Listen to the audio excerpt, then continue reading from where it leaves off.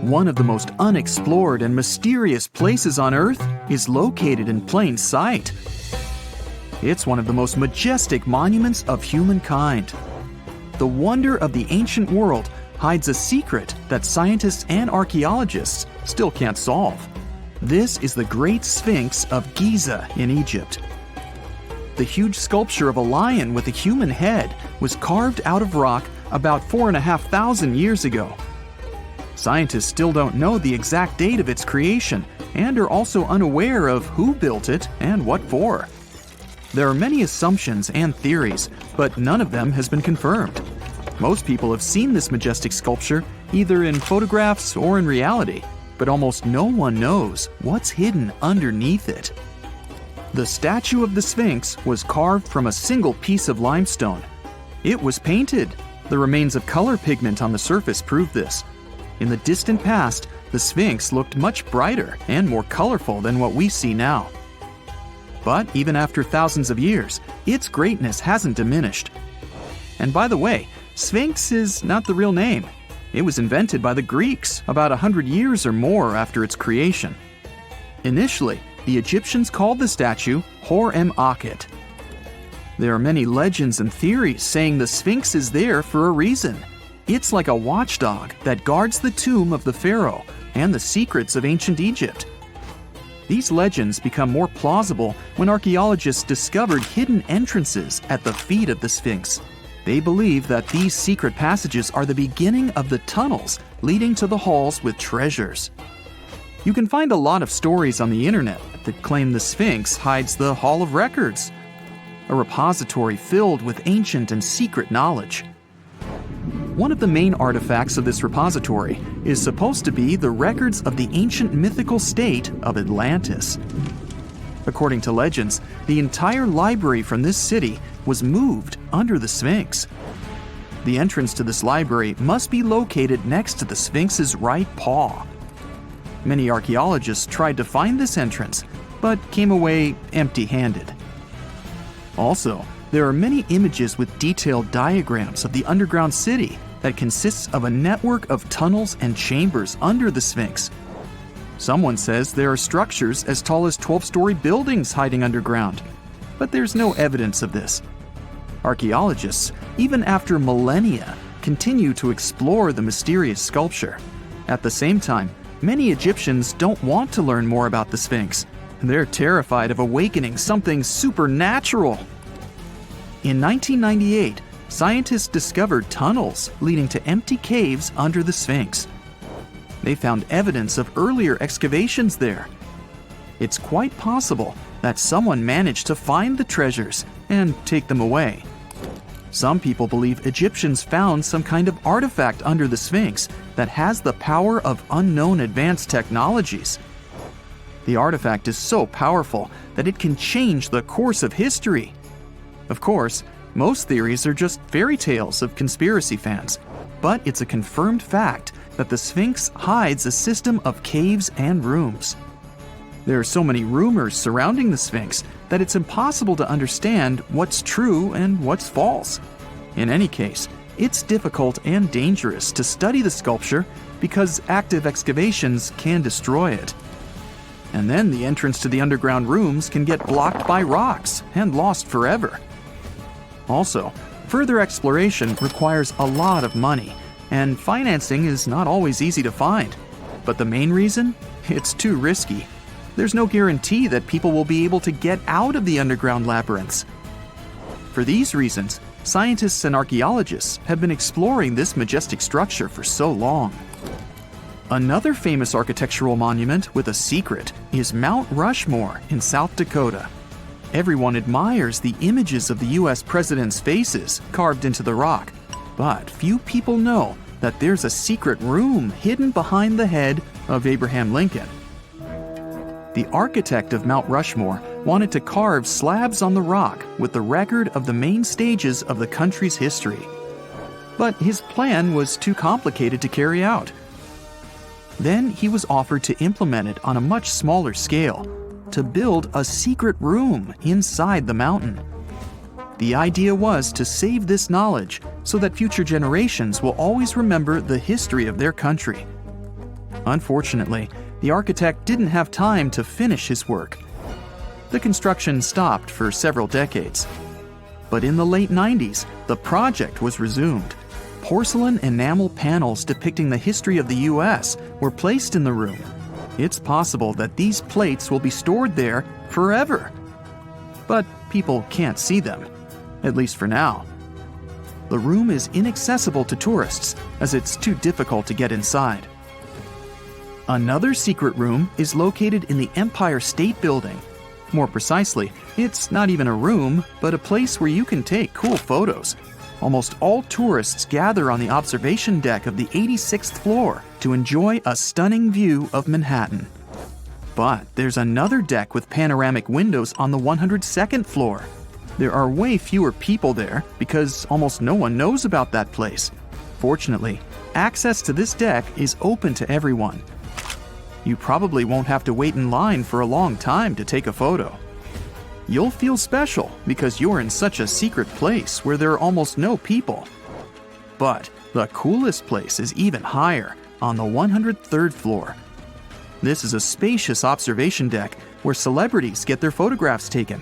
It's not a public place, but if you know the right people, you can get there. There are almost no security measures on the site. Only a low ledge between you and an abyss. That's why crowds of people are forbidden from coming here. It's not so easy to get there, and you're unlikely to succeed without a guide. First, you need to choose the right elevator that will take you there. Then you'll go through several engineering rooms filled with pipes, electrical panels, and other technical stuff. The final part of your way is a set of stairs inside a tiny corridor. And here you are, at the top of New York. Now we're in Paris. See the Eiffel Tower? Inside it, there are restaurants and observation decks. But if you try hard, you can find a secret apartment. Now it's a museum, but it was built so that people could live in it. The architect of the tower, Gustav Eiffel, created this apartment in 1889 for himself. It's almost at the very top of the Eiffel Tower. Imagine what a beautiful view he observed every day. He was the first and only tenant. No one else could gain access to this place. When the architect passed away, the apartment remained empty for a long time. Only recently, they restored it and turned it into a museum. Inside, the epoch of the last century is recreated. They even put wax figures of Gustav Eiffel, his daughter, and the American inventor Thomas Edison inside the room. This place is filled with an endless stream of passengers, office workers running late, visitors from other cities, noise, and train whistles. At Grand Central Station in New York, among all these sounds, you can hear the sound of a ball hitting a racket, if you're in the right place. A real tennis court is hidden inside New York Central Station. It belongs to a tennis club that arranges corporate games for employees of many companies. The club was opened in the 60s. Now we're moving to London, Charing Cross Road. It isn't easy to find one secret place here. To do this, you need to look carefully at your feet. Do you see these sewer grates in the asphalt? Inside them, you can notice two signs with the name Little Compton Street. Yeah, there's another street right below you. It disappeared from all maps at the end of the 19th century. Charing Cross Road was built over it. The identification signs that you see are part of old engineering tunnels. There's another interesting place in London. It's located in the southeast corner of Trafalgar Square. At first glance, it looks like a thick lamppost, but there are too many tourists walking around. You come closer and realize that one person can easily fit inside the post. The lamppost belongs not to an electrician, but to a police officer. Yeah, this is the smallest police station in the world. It was built in the 1930s and used as a watch post. Officers had to sit there one by one and watch Trafalgar Square. That always attracted a lot of pickpockets and all kinds of other criminals. There are countless stores all over the world that haven't been open for decades, and even centuries. The question is why? It seems that nowadays you can open any door you want. The truth is that some doors were sealed for a grave reason. And so far, nobody has found out what treasures and mysteries they hide. Here are 4 doors that keep their secrets all too well. The Taj Mahal. First up, we've got the Taj Mahal in India, one of the most romantic places in the world. Shah Jahan commissioned it in 1631 and dedicated it to his 3rd wife, who he loved like crazy. They were married for 19 years and had a whopping 14 kids together. But unfortunately, she passed away while giving birth to their last baby. Shah Jahan was heartbroken and decided to build an epic tomb to remember her by. The construction took a whopping 20 years to finish. The building has quite an interesting layout. The design is super unusual with these 4 massive 130-foot tall minarets that stand on the corners of a huge platform. They're not just there for looks. Back in the 17th century, architects were having some serious issues with buildings collapsing under their own weight. So, the chief architect of the Taj Mahal made sure to place those minarets as far away from the tomb as possible. And he even tilted them in a way so that if they did fall, they wouldn't wreck the rest of the Taj Mahal. Talk about planning ahead. The Taj Mahal is hiding some crazy secrets. There are sealed rooms all over the place that nobody is allowed to enter. And if you check out photos of the building from the riverside, you can spot 2 basements. But guess what? They're sealed up too. Nobody knows what's inside or why they've been locked up since the time of Shah Jahan. Apparently, there's a good reason why those rooms are off limits. Some researchers think that they were built using marble, which turns into a different substance called calcium carbonate if it's exposed to carbon dioxide. And when that happens, little bits of marble start chipping off like crazy. To make matters worse, there's no air flowing into these rooms. That means that if too much CO2 builds up in the basement, the 4 minarets could collapse. But wait, there's more. Some people think that the body of Shah Jahan's wife can be found in one of these sealed-up rooms in pristine condition. Why not? Who knows what the mysterious rooms might keep? The Great Sphinx of Giza. The Great Sphinx of Giza is shrouded in mystery. It's not just the largest monolith statue in the world, but it's also a hybrid creature with a woman's head and a lion's body that originates from Egyptian and Greek mythology. It's also very ancient. It's estimated to be around 4,500 years old. The construction of this marvel took about 3 years and required 100 workers who were not slaves and were treated with delicacies like sheep and goat meat. It is also thought that it used to be much more massive than it is now. Archaeologists found huge stone blocks and abandoned toolkits near the site. However, the real secrets of the Sphinx lie underground, near its paws. A group of scientists used a seismograph to detect 2 hidden chambers beneath the Sphinx's paws.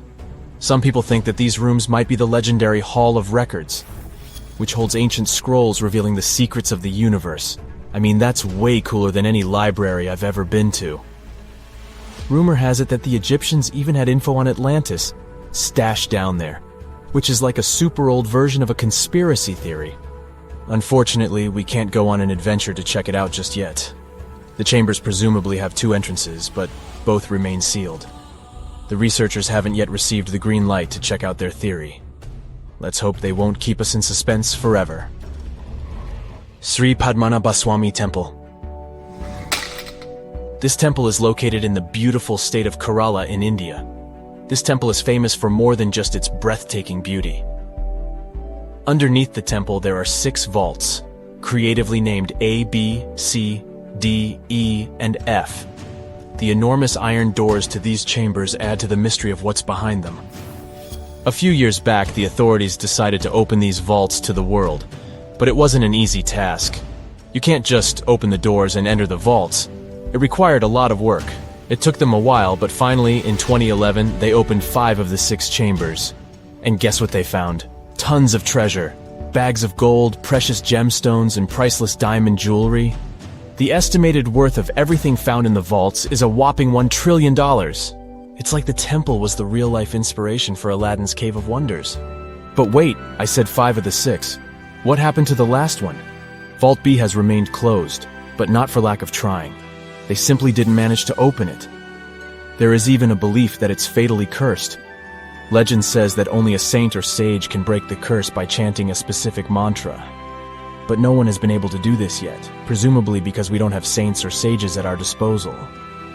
There is also rumor that in the 30s some temple invaders tried to enter Vault B to do some good old looting, but they never reached their target. Apparently terrible snakes materialized out of nowhere and chased the gang away. But of course, this is just an urban legend, and there is not proof of that. However, it is said that the Auditor General dealing with the temple claimed that Vault B had been opened at least 7 times since 1990, and nothing bad happened to anyone who entered. Who knows? Maybe we should send Indiana Jones to check it out. The First Emperor's Tomb. Deep under a hill, completely undisturbed and surrounded by dangerous traps, lies an ancient 2,000-year-old tomb. It belongs to Qin Shi Huang, the first emperor of China. He was born in the Qin state and became king when he was just a boy.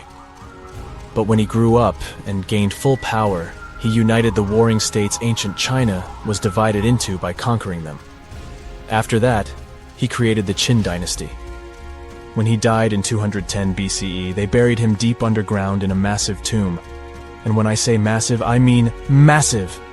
Back in 1974, some farmers in Xi'an, China, stumbled upon something strange while digging a well, a huge terracotta soldier.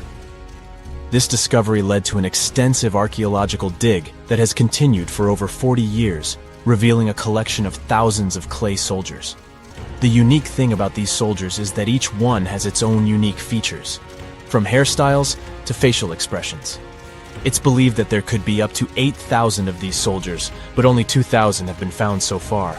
Interestingly, the central tomb, which is believed to be the resting place of the emperor, is still untouched.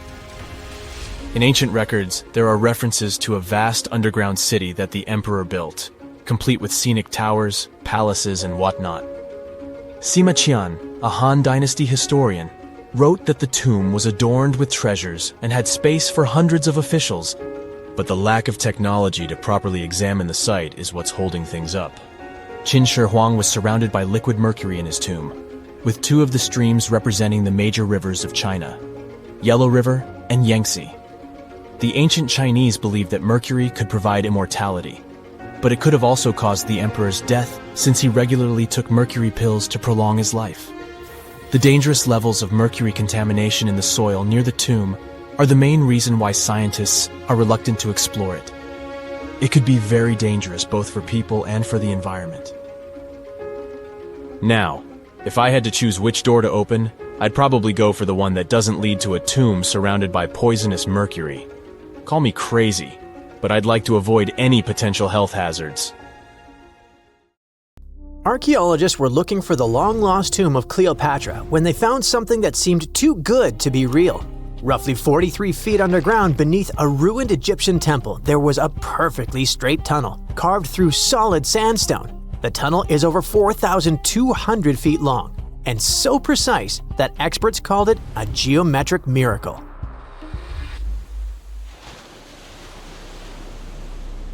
The tunnel sits beneath an ancient city west of Alexandria, near Egypt's Mediterranean coast. The team that found it carefully peeled back layers of stone and debris until they hit this passage, about 6.5 feet tall, cut cleanly into bedrock. There were no collapse marks or wandering curves, just precision. If you've ever tried to drill a straight hole into a wall at home and failed within seconds, imagine doing this underground for nearly a mile. Ancient builders had no GPS, no lasers, no modern surveying tools. Yet, this tunnel stays remarkably level over its entire length. That means they understood gradients, angles, and distance in a way that goes far beyond stack stones and hope. Engineers today rely on machines to maintain that kind of accuracy underground. These people relied on knowledge, repetition, and patience. Parts of the tunnel now sit underwater or collapsed, probably after several earthquakes that struck the region centuries ago. Some experts think the tunnel may have once connected the temple to water sources or ritual areas closer to the sea. Archaeologists noticed that the Egyptian tunnel is an exact replica of the Eupalinos tunnel in Greece. It's believed to be one of the most important engineering achievements of antiquity, which only makes the Egyptian tunnel more special. Underground passages in ancient Greece linked temples to sacred springs. Back in ancient times, people moved through space in specific ways, underground and above, to reenact myths and journeys of gods. A tunnel like this could represent a path to the underworld, rebirth, or divine transition. Nobody would invest this much effort in construction just for decoration. Plus, in earlier digs at the site, archaeologists pulled up all kinds of artifacts, including coins with the names and faces of Cleopatra VII and Alexander the Great. They also found figurines, statues of deities, a mummy with a gold tongue, and even an entire cemetery packed with Greco-Roman style mummies. The perfect geometric tunnel isn't an isolated flex. Not far away, underwater archaeologists off the coast of Alexandria uncovered something that sounds like it belongs in a royal travel documentary. A 2,000-year-old pleasure boat that once glided along the Nile. And this wasn't just another fishing vessel or cargo barge. It likely stretched over 115 feet long and 23 feet wide, and had a decorated cabin, plus around 20 rowers, which turned the river into a moving palace. This isn't speculation pulled out of thin air.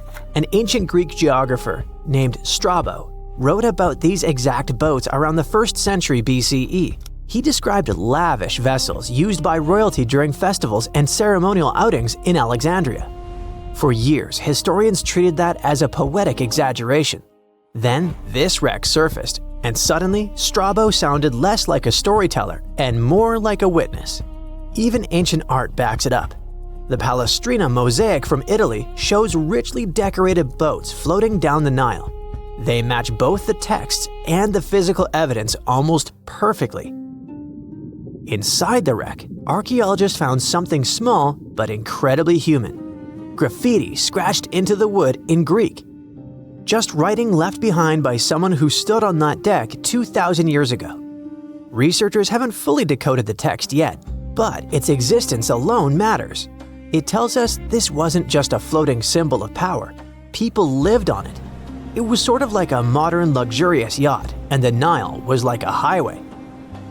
All types of vessels with passengers were moving back and forth, visiting friends, carrying their goods for trade, doing business, and, of course, going on pleasure cruises. The location of the pleasure boat makes the story even better. The boat sat near the temple of Isis on Abydos, an island that once hosted royal and religious buildings before earthquakes and rising seas erased it from the surface. That temple collapsed around 50 CE, and researchers believe the boat may have sunk during the same disaster. Another recent find that has to do with life on the Nile is the lower part of the massive worship complex about 10 miles southwest of Cairo. It connects directly to an upper temple dedicated to Ra, the Egyptian deity of the sun. The newly excavated part is a 4,500-year-old valley temple. The upper temple sits on higher ground, and archaeologists excavated it years ago. The valley temple is closer to the Nile, and it's connected to the upper part by a causeway. A German Egyptologist actually started excavating part of the temple back in 1901, but the groundwater sat much higher then, and he had to stop. Now, the groundwater level is lower, and a modern team has managed to excavate about half of the Valley Temple since 2024. Once they got in, archaeologists uncovered the remains of a columned entrance portico.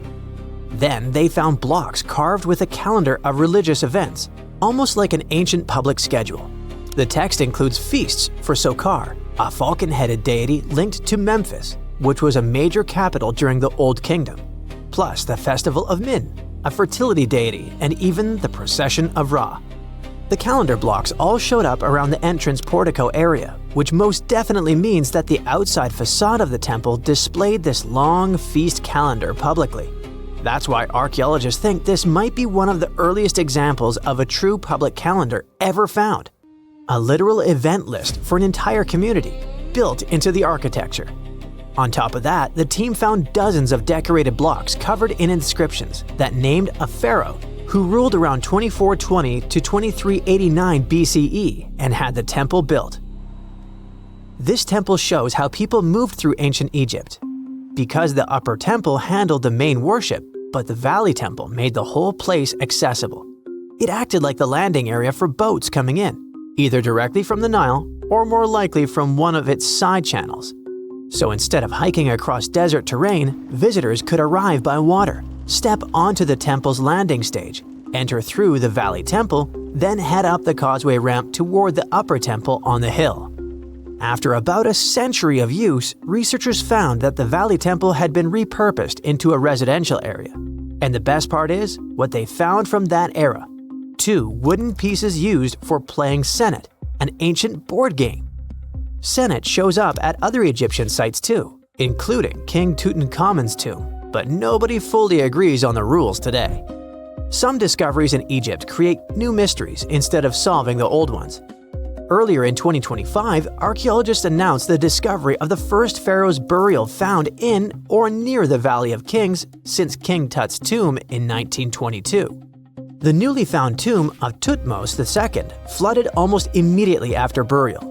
Ancient officials rushed in, removed the mummy and most of the grave goods, and hid them somewhere else. The weirdest part is that an alabaster ointment jar inside the tomb links the burial directly to Hatshepsut, Thutmose II's wife and half-sister. The inscription basically says she made this monument for him, which proves she arranged his burial. But it still doesn't explain why she placed him here and later chose the Valley of the Kings for herself. Now, archaeologists are studying a huge mound of rubble near the tomb, about 75 feet tall, and suspect it was built to hide something important. If a second tomb sits underneath, it could be complete and undisturbed. So, the deeper the archaeologists dig, the more ancient Egypt stops feeling like a gone civilization and starts feeling like a paused one. Looks like it didn't just survive time, it outsmarted it. And we're only just beginning to catch up. Hey, I bet you didn't know that trees used to grow in the middle of Egypt's barren, sun-roasted Sinai desert. It's true. If you can't picture it, I don't blame you. But archaeologists have recently stumbled upon a tree-lined boulevard. Yep, an actual green avenue leading to a massive ancient fortress. No, this isn't some mirage or an overactive imagination, although I do have one. But it's turning our ideas of ancient Egyptian desert life upside down. Let's rewind a bit. The site in question is called Tel Abu Saifi, located in the northern part of the Sinai Peninsula. For a long time, it was known as a dusty archaeological footnote, the home of ruins from the Ptolemaic and Roman periods. You know, the era after Alexander the Great swaggered through Egypt and the Roman Empire called dibs. But recently, Egypt's Ministry of Tourism and Antiquities decided to give it a fresh dig. And what they found out turned to be more than just a forgotten outpost. We're talking about a full-on military fortress with defensive trenches, paved roads, lime kilns, barracks for soldiers, and even room for their families. A whole bunch of living quarters right in the middle of a desert doesn't feel very homey until you remember our star, the unexpected Green Avenue. This road was over 300 feet long and 36 feet wide, as long as an American football field, paved with limestone slabs and lined with more than 500 clay planting pits. These weren't for show, they held actual trees, creating a shaded tree-line entrance straight to the fortress. Imagine walking through that, the sun blazing overhead, and suddenly, blessed shade. Ooh. Now, that's not just a grand entrance, that's an ancient red carpet, or maybe a green one. But this wasn't about curb appeal. The existence of hundreds of trees in a desert landscape over 2,000 years ago tells us something big. You see, the Ptolemaic Egyptians weren't simply good at building monuments, they were also masters of water management. In a place where rainfall is rarer than a selfie with a pharaoh, they somehow found a way to grow rows of trees. Now, let that sink in. To irrigate that many trees in a desert, they must have had a sophisticated irrigation or water transport system, something capable of moving and distributing water efficiently in this harsh climate. Maybe they channeled groundwater, or maybe they captured seasonal rain, or maybe ancient sprinkler systems. Okay, maybe not that fancy. But still, it's clear they were ahead of their time. Here's the thing, we already know the Egyptians mastered water control. They harnessed the Nile with ditches and canals to feed distant fields. So irrigation wasn't exactly a mystery to them. They had the skills and the knowledge. And sure, scientists still debate what the Sinai climate was like 2,000 years ago. But many believe it may have once been greener. After all, take one look at those dramatic mountains and rocky landscapes, shaped and sculpted as if by brute force of ancient rivers. And it's hard not to think that water once played a bigger role out there. Plus, archaeologists have found tons of evidence showing that Ptolemaic Egyptians cultivated fruits, vines, and trees on a large scale. In other words, growing a forest in a desert might feel wild to us, but to them, it was just another Tuesday. And now, this green avenue is making archaeologists wonder, what if similar irrigation systems were used elsewhere, say for transporting the enormous stones used to build the pyramids? There's already a theory that ancient rivers or human-made canals help move those stones. And the Tel Abu Saifi discovery? Well, it might just be the missing puzzle piece. This isn't just a dream. Back then, rivers were like highways, power grids, and cargo trains of the ancient world, all rolled into one. Egyptians used them for everything: irrigating crops, trading goods, powering industry, and even mobilizing for war. If you were doing something important, odds are it involved a river. But wait, it gets even better. Excavations revealed deep defensive trenches, like ancient moats, dug more than 6 feet deep around the fortress. Those weren't just muddy ditches. They were part of an elaborate defense system designed to be filled or bridged to control access. Think of it as ancient Egypt's version of a retractable security gate, minus the hydraulics. And while the trenches were keeping intruders out, life inside the fortress was bustling. Remember how we said archaeologists had found military housing units? It turns out soldiers might have lived there with their families. So this wasn't just a barracks. It was a thriving community, with meals, routines, kids playing, and probably a whole lot of ancient gossip flying around the dinner table. In addition to all the military stuff, researchers found 4 massive lime kilns used to produce quicklime, an essential ingredient for making construction mortar. These kilns are a big deal because they suggest that during the later Roman period, Tel Abu Saifi turned into an industrial hub. It was like the Home Depot of ancient Egypt, churning out materials to build and repair buildings. But here's where the plot thickens. Underneath all of this, beneath the roads, the trenches, the kilns, archaeologists found the corners of an even older structure, a mystery building. Could it be the remains of a third, much older fortress? Or an ancient cemetery or lost city? Nobody knows yet, but one thing's clear: this story isn't over.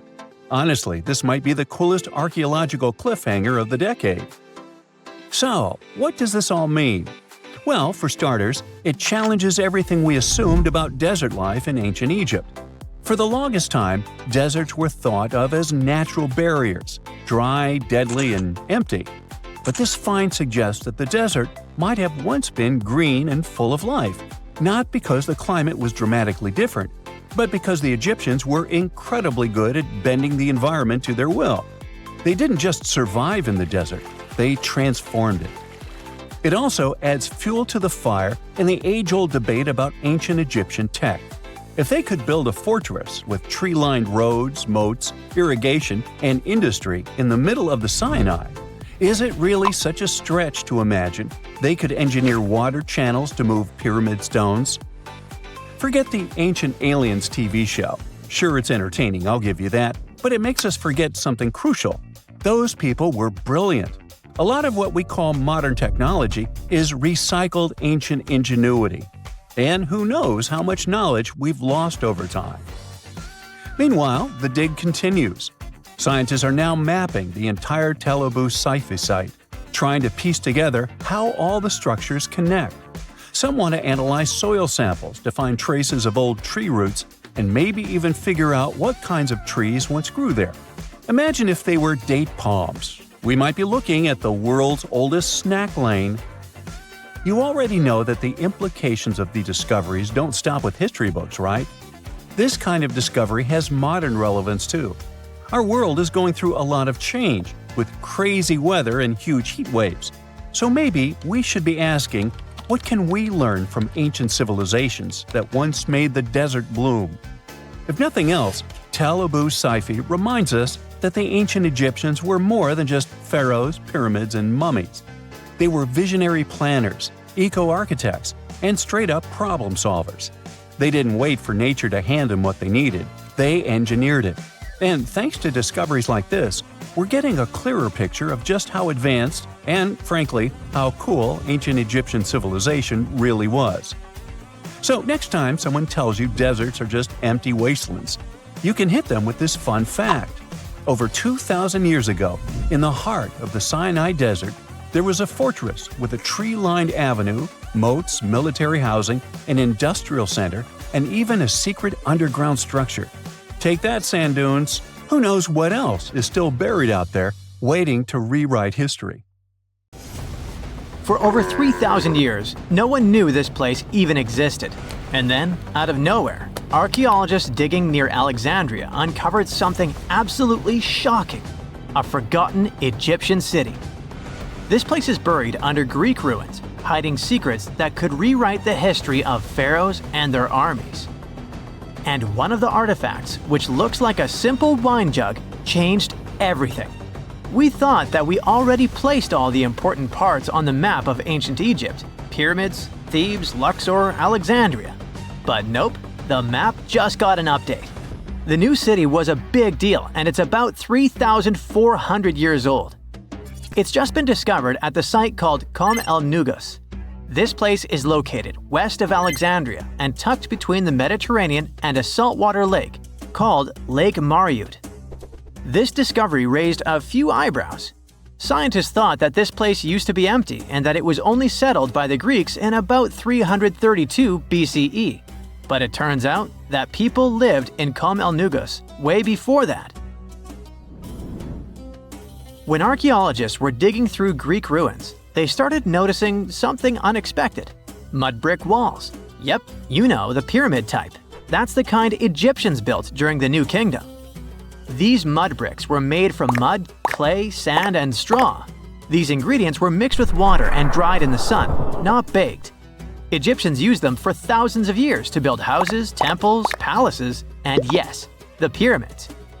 Of course, other civilizations did use mud brick too, but Egyptian mud brick is kinda quirky. They used straw that grew in their regions, layout styles, and mortar. That's what helped the experts realize that Egyptians used to hang out in Kom el Nugus. That alone raised eyebrows, and then they found more. An entire street layout, buried structures, and even a temple built by Ramses the Great himself. His name speaks for itself. This guy was one of the most famous pharaohs in all of Egyptian history. He ruled ancient Egypt for 60 years, fought huge battles, and just loved building tons of stuff like that temple. People loved him so much that later pharaohs literally pretended to be him or wrote his name on their buildings. That's when archaeologists realized that they weren't looking at some dusty mud bricks of a tiny village. That's an entire buried city. They immediately started digging more. Turns out the whole place wasn't random. It was built with great care. The streets had drains to stop rainwater from damaging the soft mud brick walls. There were also small tomb chapels with writings about soldiers. This suggests this place might have been the military base, and that changes a lot. In ancient Egypt, when the military showed up, there must have been a reason. So what was it? Protection? Conquest? Control of something important? In the case of this city, it was probably about wine, water, and trade on the edge of the desert. What's even crazier is that we still don't know just how big it was. The team has only uncovered part of it so far.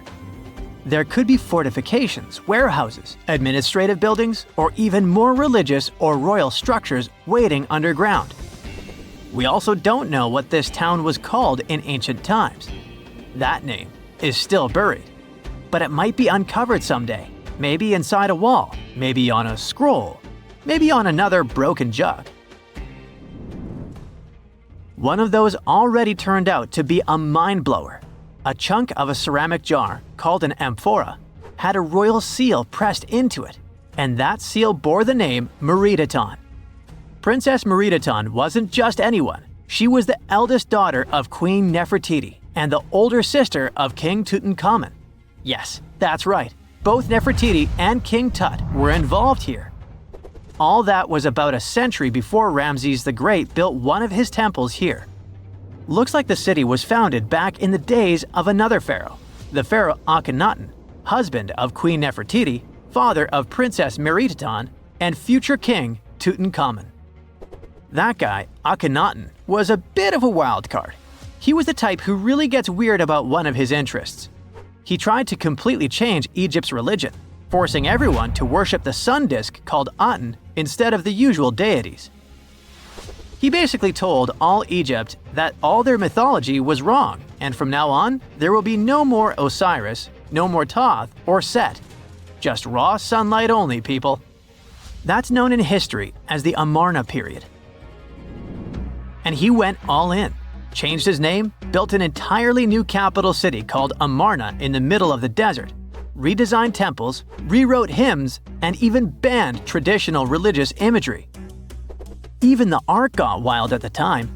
People started getting elongated heads, belly rolls, and all that humanity and vulnerability carved into stone. It was deliberately weird. He wanted to show the family not as perfect gods, but as human vessels of divine light. Everyone had to awkwardly smile and play along because he was the pharaoh after all. The wackiest part is that after his rule, his son, Tutankhamun, reversed all the sun disk related stuff. He literally changed his name from Tutankhaten, which means living image of the Aten, the sun disk, to Tutankhamun, which means living image of Amun, one of the great older deities. King Tut brought back the old deities, reopened the temples, and erased as much of Akhenaten's legacy as possible. Looks like his family didn't really like the sun cult after all. Meanwhile, this discovered wine jug shows that the city was probably active, thriving with life during Akhenaten's times. That's huge. Up until now, there was no clear evidence that his radical ideas and projects extended all the way to the north. The jug also shows that vineyards and wine production reached all the way to the north in ancient Egypt. Wine really was a huge deal, worthy of placing a military base here. Princess Meritaten most likely used this jug. Just like with her brother, she was born into the sun and named after it. Her name, also spelled Meritaten, meant beloved of the Aten. As the eldest daughter of Pharaoh and his queen, born right into the middle of radical religious changes, she was raised to perform the future queen's duties. From her earliest years, she walked in temples alongside her mother Nefertiti, shaking the sistrum in solemn rituals. She was there when Akhenaten established his capital city, Amarna. He clearly loved his family. Meritaten's face was etched into its stone walls more than anyone else.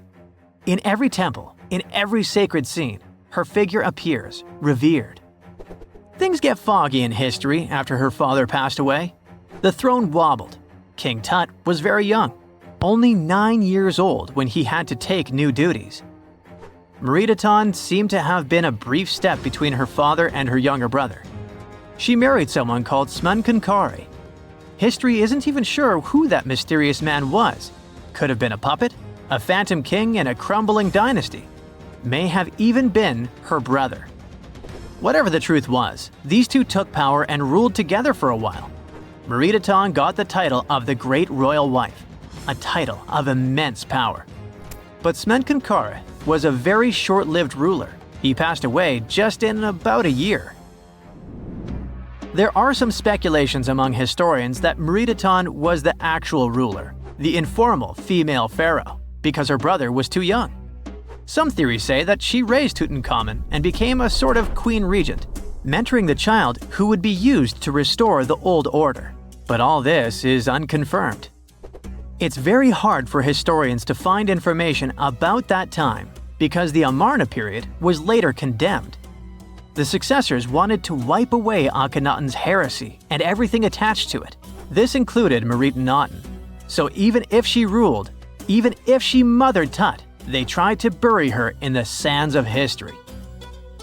In any case, perhaps this new uncovered city will tell us more about the mysteries of the Amarna period, one of the most chaotic periods of ancient Egypt. Not many civilizations are as mysterious as ancient Egypt, a powerful empire that lasted over 3,000 years. It gave us pyramids that still stand and myths that still inspire. It's one of the most explored places on Earth, yet somehow we still find exciting stuff. In Abydos, archaeologists just uncovered a 3,600-year-old royal tomb. It's huge! It has golden hieroglyphs of deities covering the entrance, but the pharaoh's name? It's not there. It's missing. Who was this ruler, and what new chapter could this open in Egypt's story? If there's one place in Egypt where the line between life and demise feels thinner, it's Abydos. To the ancient Egyptians, this was sacred ground. They believed it was the burial place of Osiris, the god who literally passed away, had his remains separated, and came back to life to rule the underworld. Because of that, Abydos became Egypt's spiritual gathering place. Pharaohs built amazing temples here, like the Temple of Seti, famous for its King's List, a wall that has the names of 76 pharaohs carved in it. Pilgrims came from across Egypt, leaving offerings and participating in Osiris festivals, where his demise and rebirth were ritually reenacted. It wasn't just symbolic worship, it was Egypt's version of Comic-Con. But instead of cosplaying superheroes, people reenacted gods coming back to life. Obviously, pharaohs competed to be buried as close to Osiris as possible. Abydos became part cemetery, part holy city, part afterlife insurance policy. Fast forward thousands of years, and we still uncover remarkable stuff around Abydos. That's the case with the recently discovered tomb. In early 2025, a joint team of researchers from the US and Egypt decided to dig beneath a rocky rise ominously called Anubis Mountain. You remember Anubis, the jackal-headed deity who guarded cemeteries. The uncovered royal burial was hidden 23 feet below the surface. Sadly, even though it eluded archaeologists for so long, robbers had already taken away with treasures ages ago. They could definitely tell this was a tomb of someone super important. Similar to how you can walk around a mansion with no furniture but still deduce that someone rich must have lived there. The chamber had mud brick vaults rising over 16 feet. That's taller than a female giraffe standing upright. For something built 36 centuries ago, it still felt enormous. However, when you remember that Egyptians were masters of architecture, nothing seems surprising. So no treasures, no golden mask, and sadly, no name.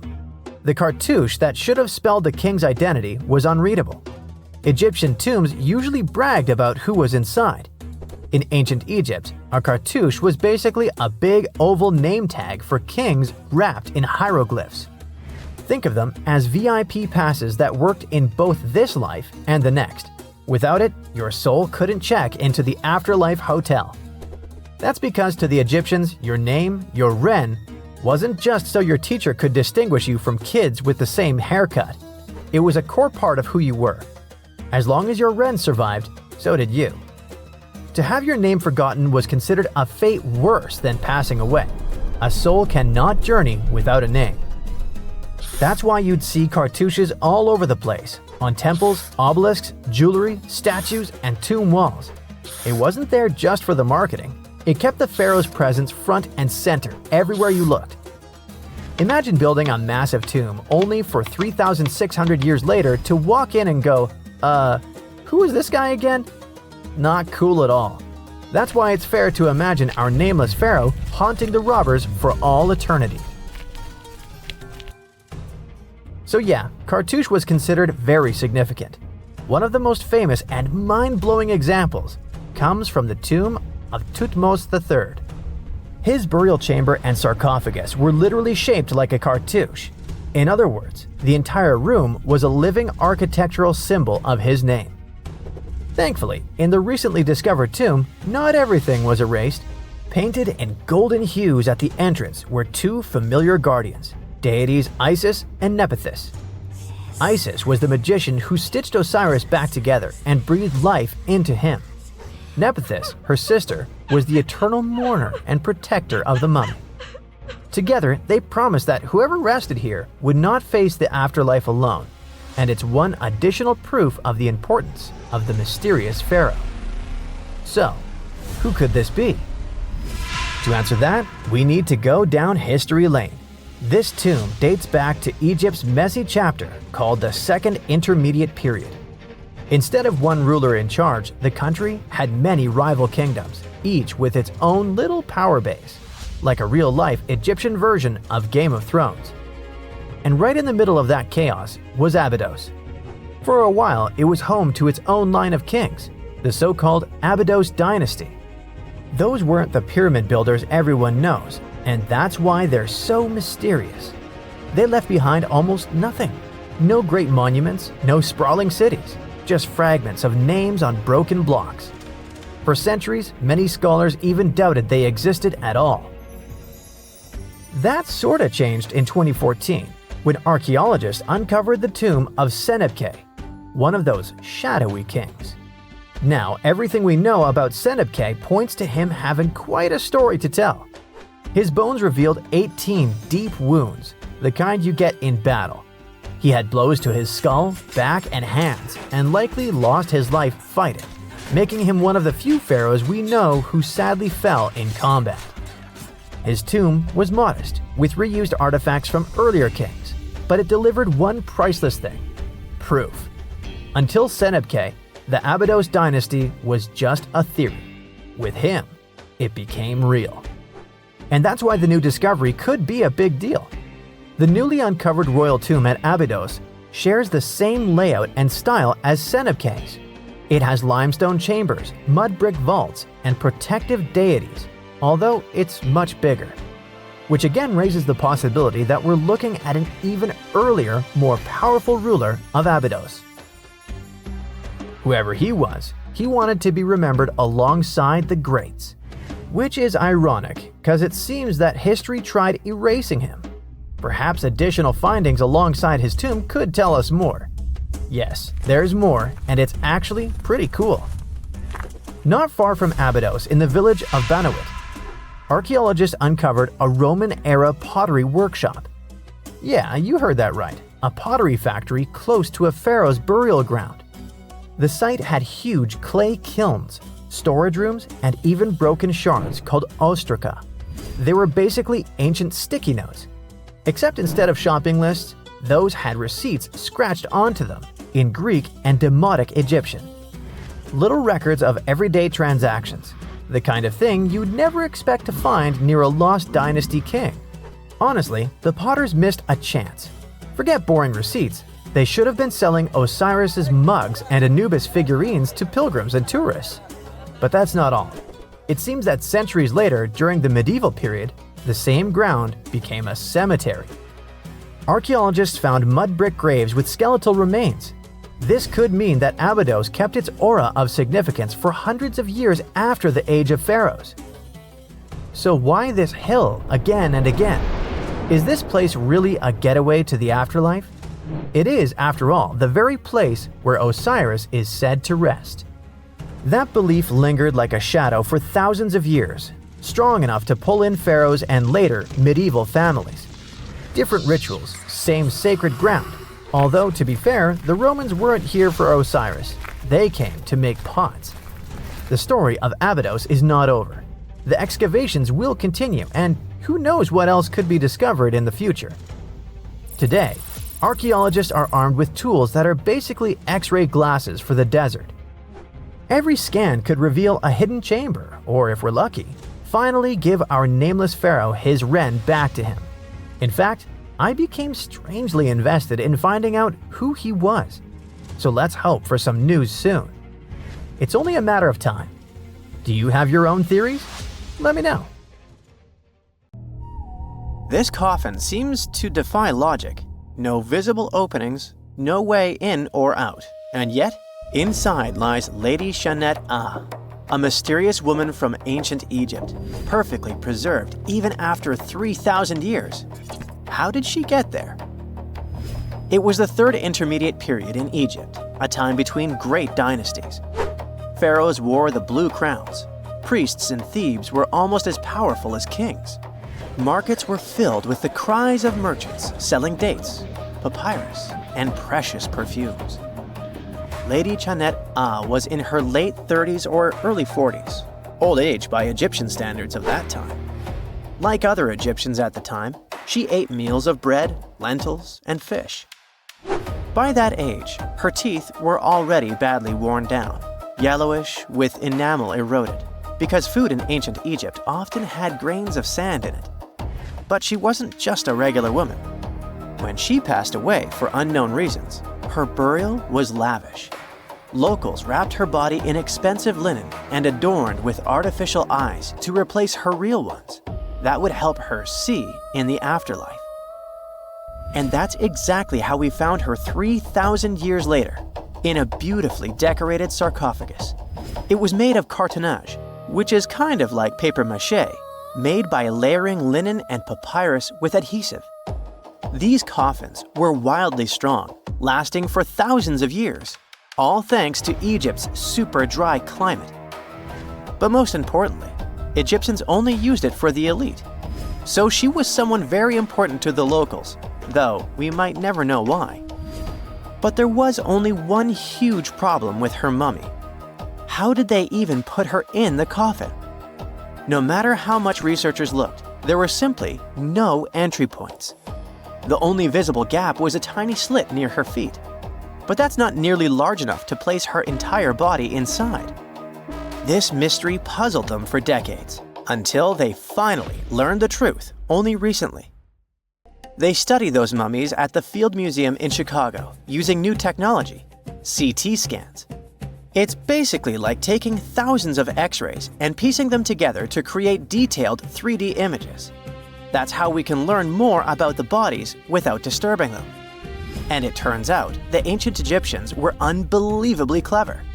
They didn't construct the cartonnage around Shenet-Ah's body, which would be a common and easy thing to do. Instead, embalmers created the coffin first. Then, they softened this coffin with moisture to make it flexible. After that, they carefully molded it around her wrapped body. They did cut a slit along the back of the coffin to do that, but then they laced it up like a corset, so it seemed like there were no openings. Finally, they secured a wooden panel at her feet to keep everything in place. That's where the tiny slit came from. Usually, the insides were removed and put in jars, symbolically guarded by the 4 sons of Horus. Egyptians believed that the deceased would need all that stuff once they got into the afterlife. They also thought it would help preserve the body for ages, which, as we can see, worked amazingly well. Thanks to their beliefs, we now have mummies as time capsules. Each son of Horus was supposed to protect each of the specific body parts. The human-headed Imseti for the liver, the baboon-headed Hapi for the lungs, the jackal-headed Dalmatef for the stomach, and the falcon-headed Kebis Senuv for the intestines. It's crazy how much effort the embalmers put into their job, especially in Lady Chanet-Ah.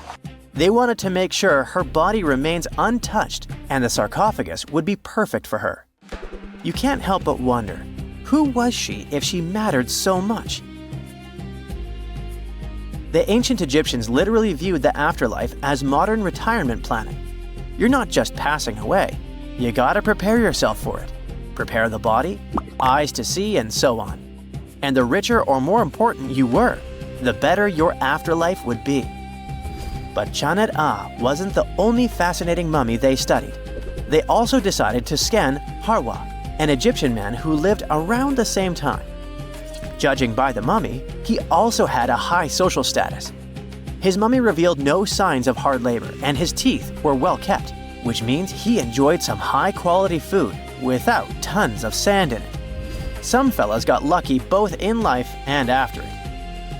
But there were many mysterious mummies throughout history. One of them is Chin Tzu, also known as Lady Dai. The story of her began in 1968. Some workers near Changsha, China, were digging an air raid shelter for a hospital. But suddenly, they accidentally uncovered an ancient burial site.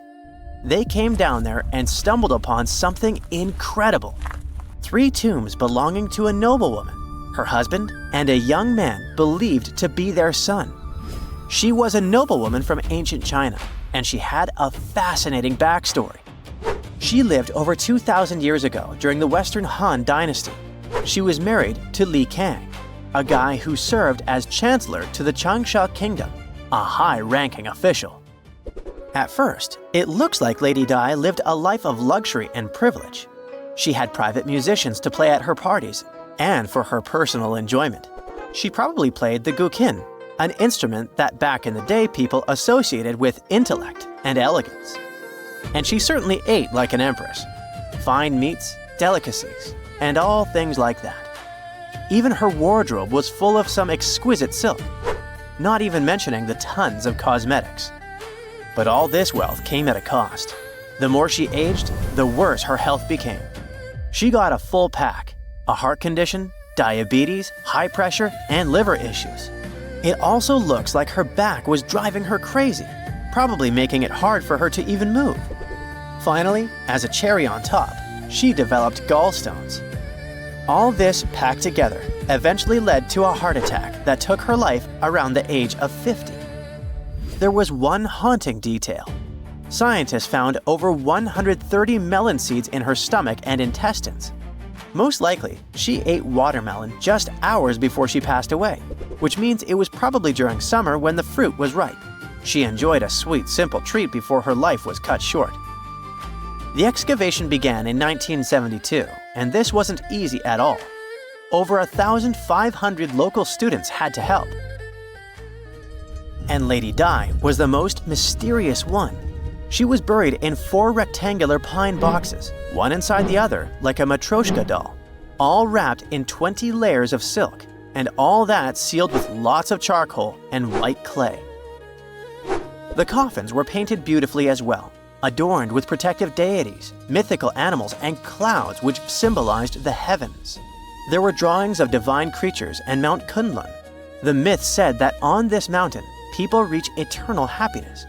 All this told us a lot about the Han Dynasty, their beliefs about afterlife, art, daily lives, and their remarkable craftsmanship. And then researchers finally got to the body. It was astonishing. Soft skin, joints that could still bend, and in general, she was almost intact. She even kept her hair, eyelashes, fingerprints, and even traces of blood. It's like she literally passed away only a few weeks ago. Ancient people used a very clever technique to preserve her. It looks like embalmers put her into some weird, mysterious acidic liquid. This liquid prevented bacteria from growing. Unfortunately, it also gave rashes to all the scientists that touched Lady Di. And this rash lasted for 3 months. And you know what they buried together with her? Over 1,400 artifacts, mostly personal stuff like silk clothes, cosmetics, and musical instruments. Even food, grains, meats, wine, and pastries. There were also 162 carved wooden figurines of various servants and musicians. It's possible that they were either just there to service her even in the afterlife, or maybe based on her actual servants. In 1850, French scientist Auguste Mariette went to Egypt looking for manuscripts, but accidentally found a head of a sphinx sticking out of the dunes. He cleared the sand and figured out the Sphinx was guiding the entrance to some underground construction. Several months later, he finally entered the Sarapium of Saqqara. Inside, he found an enormous granite sarcophagi with remnants of 64 bulls. Scientists are still amazed by the tech that the ancient Egyptians used to transport those enormous boxes. The Sarapium was built around the year 3000 before the Common Era. It was an underground tomb built to honor the sacred Apis bulls of ancient Egypt. It had a long hallway, almost 500 feet long, with giant stone rooms on both sides. Some of the sarcophagi weighed as much as 50 average cars, and all of them were made with super precision, with exact 90-degree angles.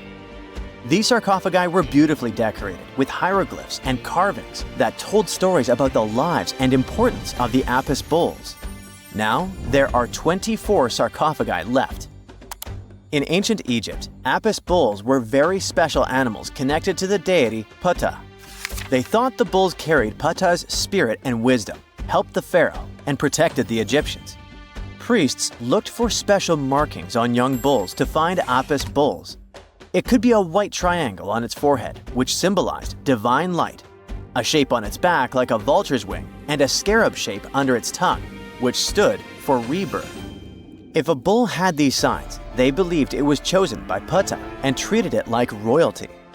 The chosen bulls lived in a special temple in Memphis, the city where they worshipped Ptah. They received the best care and offerings from visitors who wanted their blessings. When an Apis bull passed away, it was treated with great honor and mummified. When Mariette entered the Sarapium, he noticed traces of rollers on the gallery's floor and found 2 wooden horizontal winches. Each had 8 levers. Later, other explorers saw double rails. The burial chambers were lower than the hallway floor. To get the boxes into place, workers filled the chambers with sand so the sarcophagi could be rolled in straight. Then they slowly removed the sand to gently lower the boxes into perfectly cut spaces in the bedrock. A carved stone sign found in the Sarapium said it took 28 days to move just one sarcophagus and its lid into its spot during the time of Ptolemy II. The extreme precision of the sarcophagi with 90-degree angles also has an explanation. Ancient Egyptians wrote texts, or rather, papyrus, on geometry a long time ago. It shows that they knew the approximate number pi and could calculate the volume of a pyramid with its top cut off. If they could figure out complicated math like that back then, it makes sense that they could also carve perfectly flat surfaces 500 years later. All this sounds pretty legit, but some people think certain things don't add up here. The size of boxes is way larger than the size of bulls, yet they buried pharaohs in tiny coffins that barely fit their bodies. The sarcophagi are made out of granite with crazy precision, and they could have just used limestone, which would have made things way easier. The transportation of the boxes seems pretty simple, but only in theory. If one person could pull about 440 pounds, then at least 250 people would be needed to pull just one box. The tunnels in the Sarapium are really narrow, only about 2 feet wider than the boxes themselves. There's no way hundreds of people could have squeezed into those tight spaces to pull the boxes. And even if they did, how would they turn the box in the cramped corridor, lower it into its niche, and place it perfectly in the middle? Somehow, they did this 24 times, and every box is centered perfectly. Plus, the chambers were dusty, and there were no signs of soot from lamps. This means they must have worked in almost complete darkness. The real use of the boxes could also be different. A long time ago, even before the Egyptian pharaohs ruled, the local people already knew how to use fermentation. It happens when tiny organisms called yeast eat certain ingredients like starch and turn them into gas and ethanol. So someone in ancient Egypt probably put food like barley, bread, and even meat inside a giant stone box, then closed it tight with a heavy lid. These stone boxes, carved from granite, were so precisely made that they were almost completely sealed, so nothing could escape from it. As the yeast inside the box started working, it created more and more CO2 gas. It built up pressure inside the box. The granite boxes were incredibly strong. They could handle more pressure than a car tire can hold. When granite was squeezed under such pressure, its crystals produced a tiny electric charge. This effect was possible because granite contains quartz, a material that reacts to pressure this way. The process also needed meat or animal parts, possibly to help the yeast grow better. Meat contains something called oleic acid, which yeast needs to keep growing and to survive the bad effects of the ethanol it produces. As the pressure inside the box kept growing, the combination of gases and electricity made these boxes not just ancient fridges, but powerful energy systems. Over time, the pressure inside got so strong that it could push the lid open and the gas would escape with a pop. But when people rediscovered the Sarapium in 1850, they found old drawings that showed piles of stones stacked on top of some of the box lids. So, someone long ago probably tried to make the lids even heavier by adding extra weight to make it harder for the gas pressure to push them open. This extra weight also meant the quartz crystals in the granite could keep creating more electricity under all that pressure. If someone opened one of these stone boxes thousands of years later, they would only find bones from bulls that were placed in the box. And that's exactly what Mariette discovered in the 1850s. They opened the Sarapium for visitors soon after the first excavations in the second half of the 19th century. Prince of Wales even had a luncheon with his guests in one of the sarcophagi. Sands and earthquakes made the site inaccessible for a while, but now you can visit it again and try to solve the mystery yourself. With new tech, we could have answers to many other historical mysteries soon. A team of scientists at Chicago's Field Museum of Natural History recently used a special CT scanner to learn more about ancient Egyptian mummies without unwrapping them. They gently rolled 26 mummies on custom carts out to the parking lot, where the scanner was waiting. It took thousands of detailed X-ray pictures of each mummy and their coffins. When all the pictures were put together, they created 3D images that showed what was inside, the skeletons, and some artifacts. The scientists hope these images will help them understand ancient Egyptian burial practices from over 3,000 years ago. Even though the scanning process only took 4 days, it might take 3 years to study all the data. But scientists were able to learn some personal details about the mummies. One of the most popular mummified individuals at the museum, Lady Cheneta, was a woman who lived in ancient Egypt about 3,000 years ago. It looks like she passed away in her late 30s or early 40s. To make sure her body looked complete for the afterlife, embalmers put stuffing in her neck to keep it from collapsing. They also placed artificial eyes in her sockets, so she would have eyes in the next world. She was wrapped in fancy linen and placed in a beautifully decorated coffin. The scans revealed that it had been carefully crafted with a slit at the back, which embalmers used to fit the body. There were also some artistic details on the surface, like markings for her knees. It looks like her burial was on the scale of a high-end luxury car. Most people know that pyramids were built as grand tombs for the pharaohs, designed to ensure they had a smooth journey to the afterlife. The Great Pyramid of Giza, for instance, was constructed for the pharaoh Khufu. But what most people don't know is that this whole pyramid building trend started right here with the step pyramid of Djoser about 4,700 years ago. This massive structure was built for Pharaoh Djoser, a ruler from Egypt's 3rd dynasty. It rises 7 layers high above the ground and stands about 200 feet tall.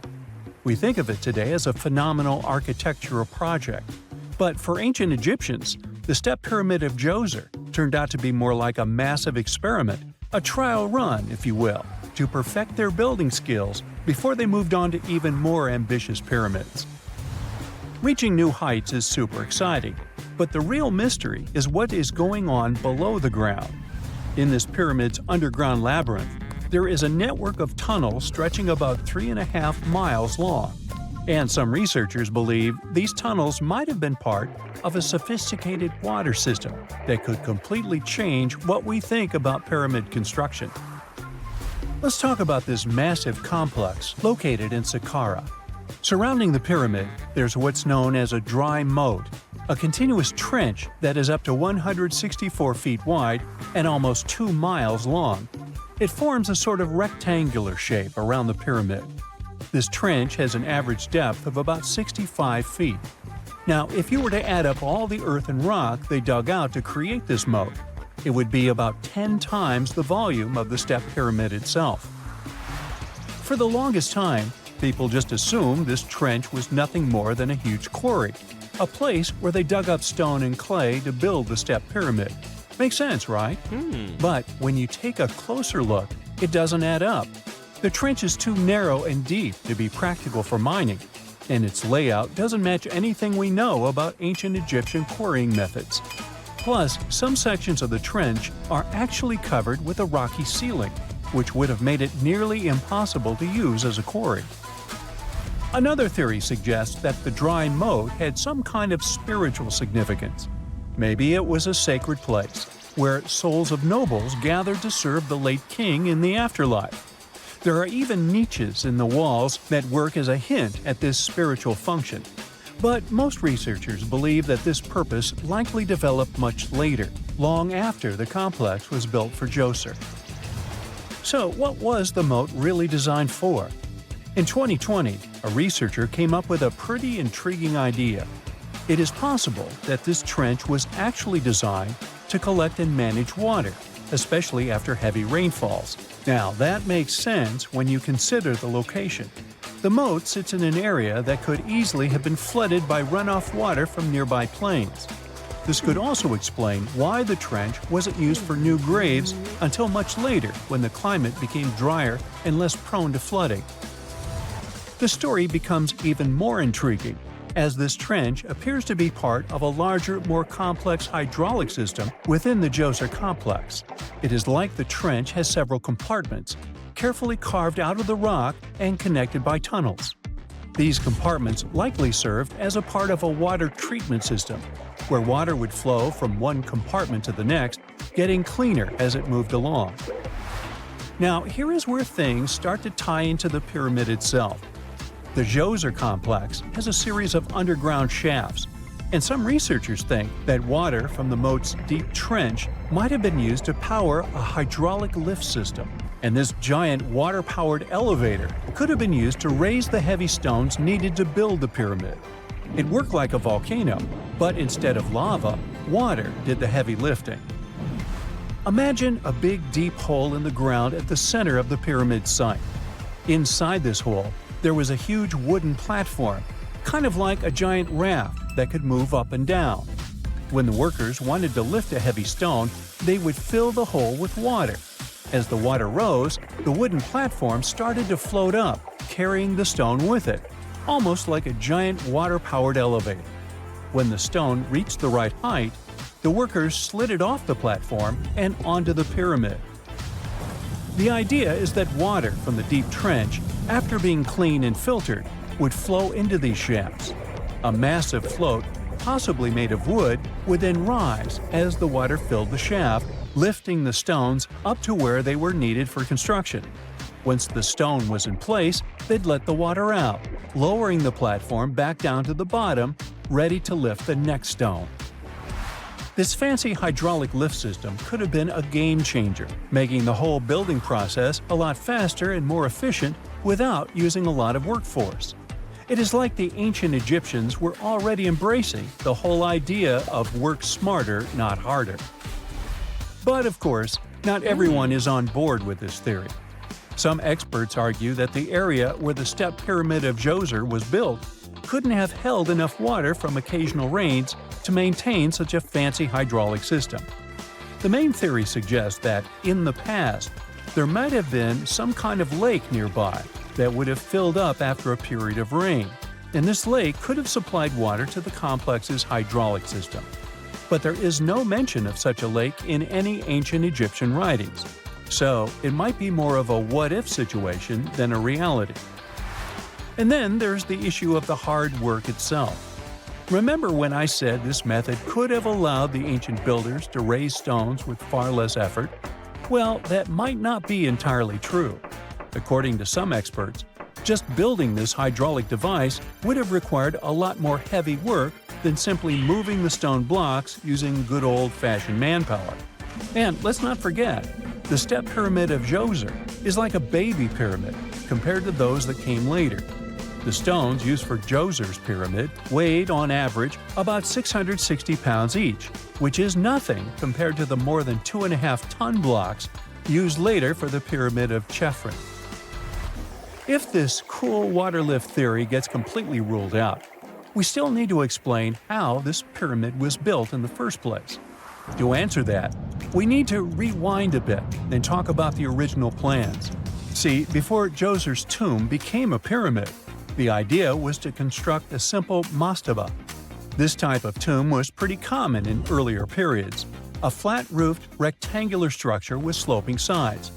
But after the original mastaba was finished, they decided to expand it a bit by adding more layers on top. And then they added even more layers, until the construction reached 6 distinctive steps, each one smaller than the previous. And they probably did all this by raising those heavy stones using ramps, not a water-powered elevator. There is still so much we don't know about the step pyramid of Djoser. More research is definitely needed to fully understand how this system worked, or if it even existed at all.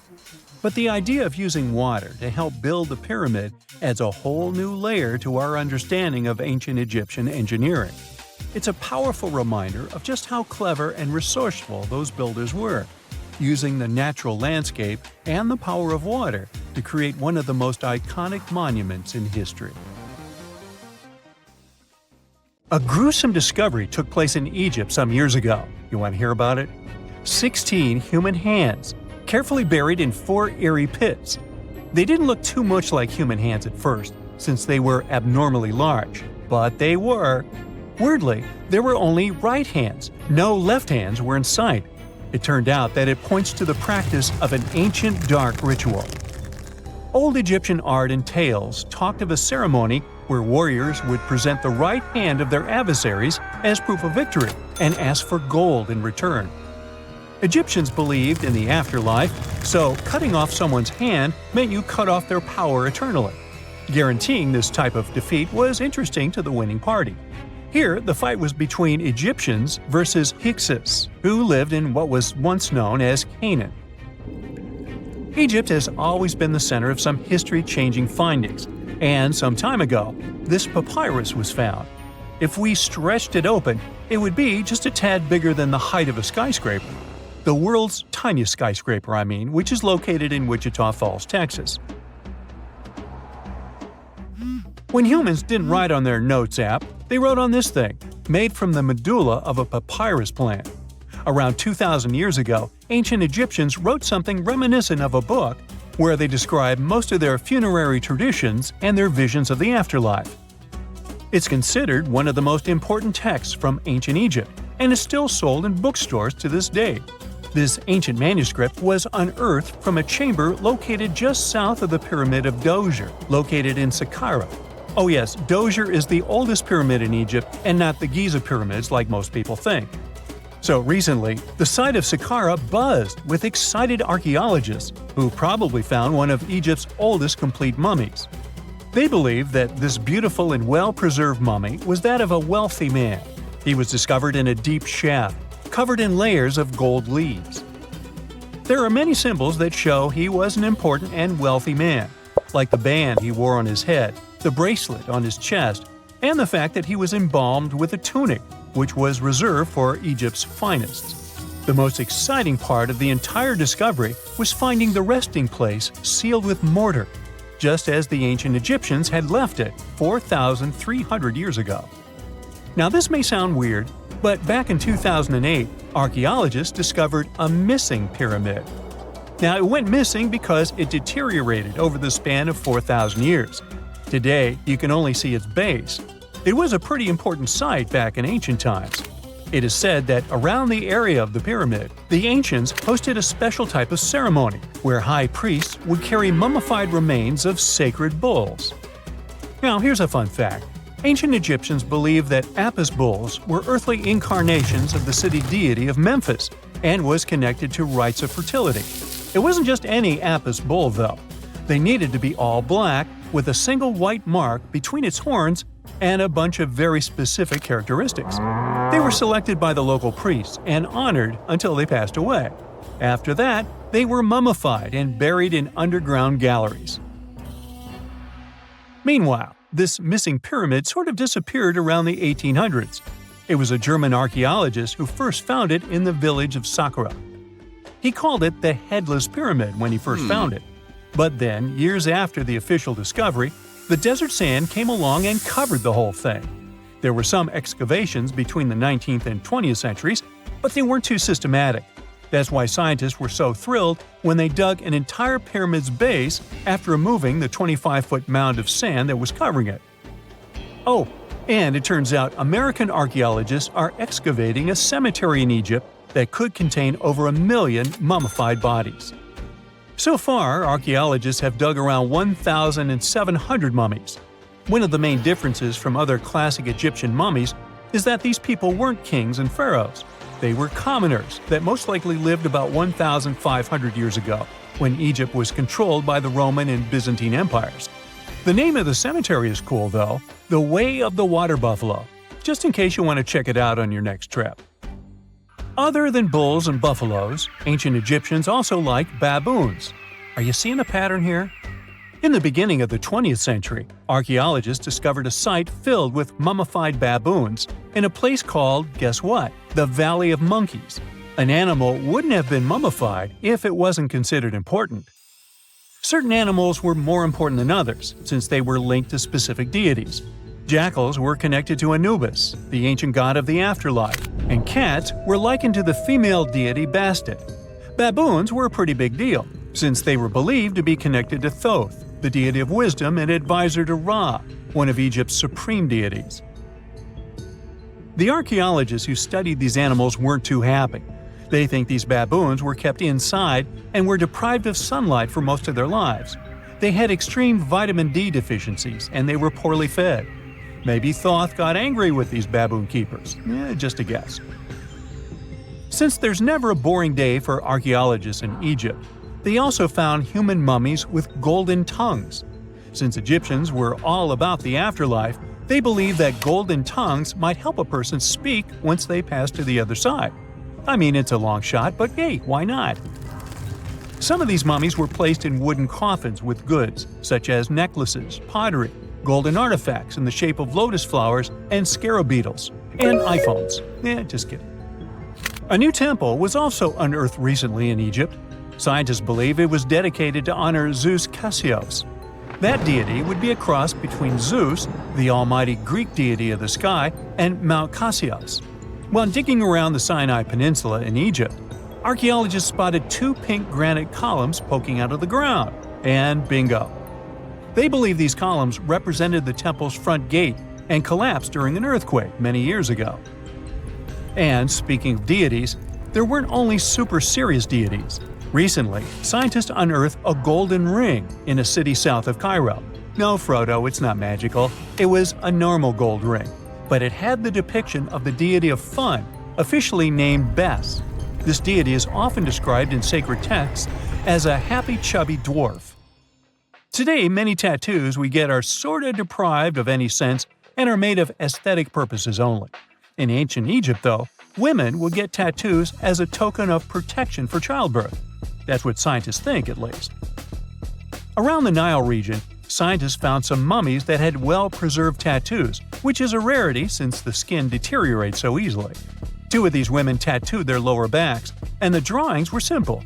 They were mostly pictures, including that same chubby dwarf we just talked about, Bes. He also had a side hustle as the protector of women during childbirth. Now, would you believe me if I told you ancient Egyptians invented robots? No? Well, that's because that's not entirely true. Sure, they were astronomers, mathematicians, and engineers, and somehow they also squeezed an eccentric invention into that package. An automated deity some scientists called Hathor. This wooden statue had been in the Metropolitan Museum of Art for years before someone noticed its secret. With the help of an X-ray machine, specialists discovered a mechanical operating system inside it. The pulley-like axis goes from the statue's shoulder to her left leg. When the system rotates, the statue raises and lowers her hand. Hey, pick me! I got my hand up here.